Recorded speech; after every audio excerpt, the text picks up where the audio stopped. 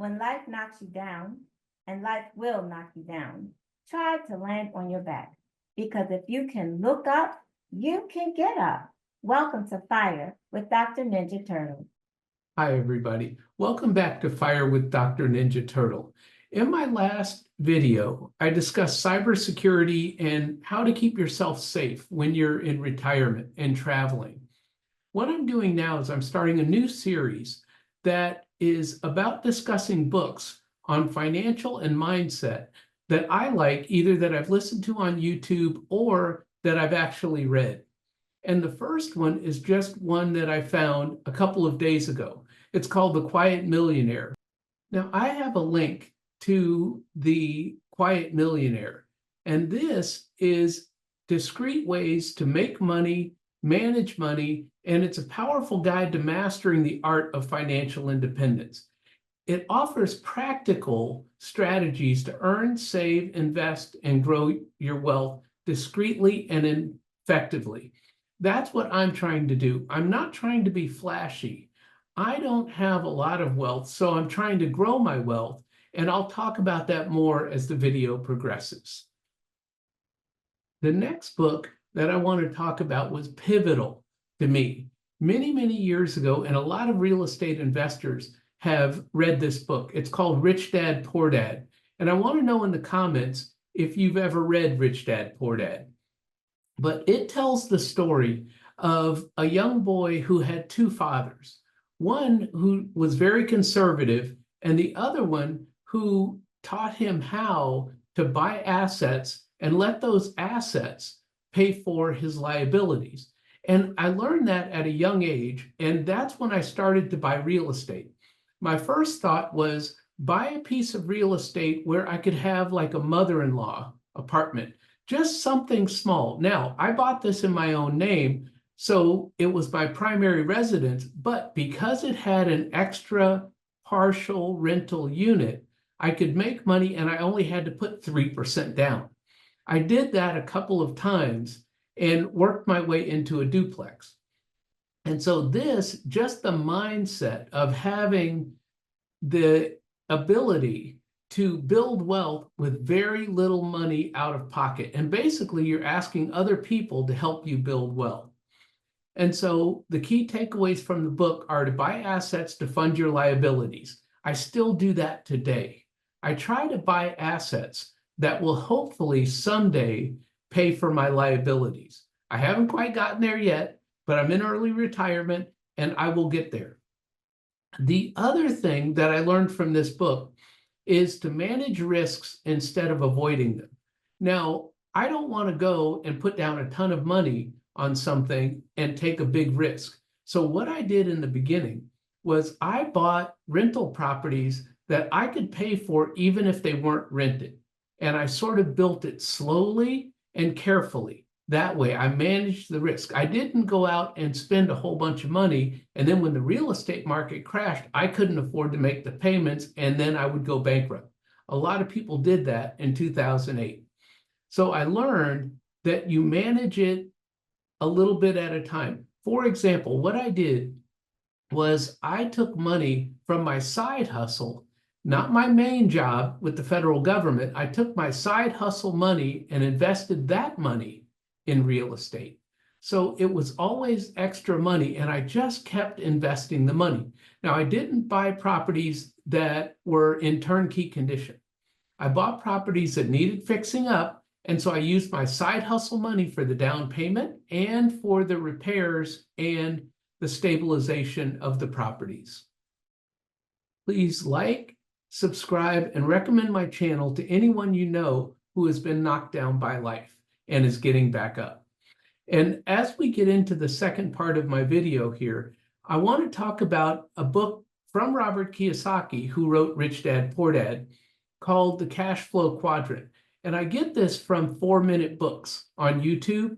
And a lot of the books that I'll talk about in this series are listed in 4-minute books. Whether I've read them or listened to the audiobook back in the day, I have a ton of audiobooks on my thumb drive in my car that I can always listen to. But a lot of them are listed on 4-minute books on YouTube. So a lot of the things that I'll be referring to I am getting them from a list on 4-Minute Books because I just don't have a catalog of all the books that I've listened to on mindset. Cashflow quadrant has 4 quadrants. It's got the employee quadrant, it's got the self-employed quadrant, it has the business owner quadrant, and then it has the investor quadrant. So first I'm going to talk about the employee quadrant. And according to a recent article by PayPro, payroll as a percentage of revenue should range between 15 and 30%. Anything above 30% typically means that your labor costs are starting to eat into your earnings, and you are not effectively controlling labor costs. What that means is that if a business has employees, the employees are making 70% profit for that business based on what their particular income is. And if the employees start to dig into the earnings, guess what happens? Employees get laid off. So this is not the quadrant you want to be in to build wealth. Even if you're not laid off, according to a July 2024 Statista article, in 2022, it was estimated that the CEO to worker compensation ratio is 344.3, and that's in the United States. And what that means is that on average, the CEO received more than 344 times the salary of the average annual production or non-supervisory worker. If you're at the top of the corporation, yes, but most people are not at the very top of the corporation. So most people are only earning 1/344th of what the top people in the company are earning. So being an employee is not your path to wealth. Quadrant 2 is self-employed. And according to Mass Legal Service, self-employment income is calculated by subtracting the cost of doing business from the gross income or profit from the business, but before subtracting your FICA and income taxes. And what that means is when you're self-employed, you can subtract your business expenses before you pay taxes. And that means the money that you get to keep is after all expenses. As an employee, none of your expenses, like paying for a car to get to work, paying for new clothes to wear at work, none of those expenses are deductible. But as self-employed, you have a little better tax situation and you get to keep more of the profit. The next is quadrant 3, being a business owner. I really like being a business owner because what I tell my students is you want to work on the business, not in the business. And that's when you get to fire yourself. Yes, you were self-employed, but once you start to hire employees and you become a business owner, you can hire someone to do your job and fire yourself. Now, as a business owner, you can get the salary. Not only do you get the same tax write-offs of business expenses, but you get the salary and the profits. And that's what you want.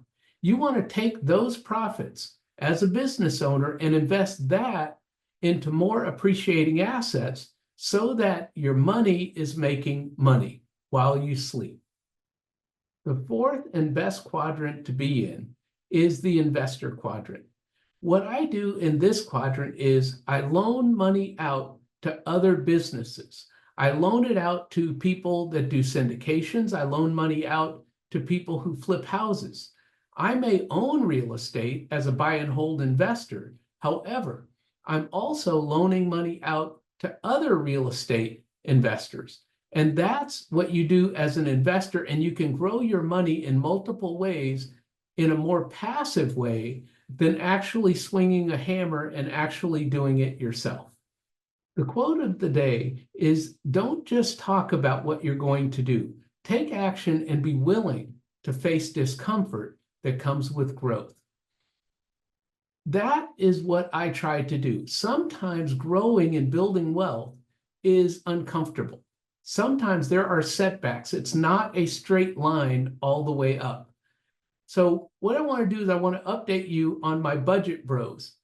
I went and met with the organization that I was going to try to help people with, and it became bureaucratic where they brought in other people that are higher up. They interviewed me, and now they all have to make a decision. And I was sort of feeling defeated. However, I don't know what decision that organization is going to make as to allow me to help people.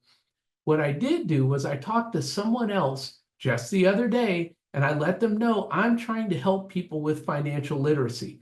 And the person said, I need help with financial literacy. So I have my first person. So there you go. I'm very happy. Next Wednesday, I will start helping someone. This person also knows other organizations that I can help in my community. So I'm using this person to introduce me to other people that I can help within my community. So finally, I am able to start this process of helping people in my community with financial literacy. So I'm going to leave you with this. Remember, never let your past determine your future.